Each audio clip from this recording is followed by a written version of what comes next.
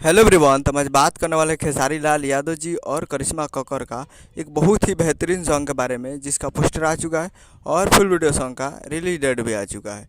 और इस गाने को लिखे हैं कृष्णा बेदर्दी जी और इस गाने को गाए हैं खेसारी लाल यादव जी और करिश्मा कक्कर जी। और इसमें म्यूजिक भी दिए हैं कृष्णा बेदर्दी जी ही, जो कि आपको स्क्रीन के ऊपर दिखाई दे रहा है। जिस सॉन्ग का टाइटल रखा गया है पलंग टूटेला, जिसका टाइटल है पलंग टूटेला। और वीडियो में खेसारी लाल यादव जी और रति पांडे जी, फिट में रति पांडे जी। और एक मूवी का सॉन्ग है जिस मूवी का नाम है रंग दे बसंती, और इस मूवी का काफ़ी बेहतरीन सॉन्ग है ये। और इस फुल वीडियो सॉन्ग को रिलीज़ किया जा रहा है।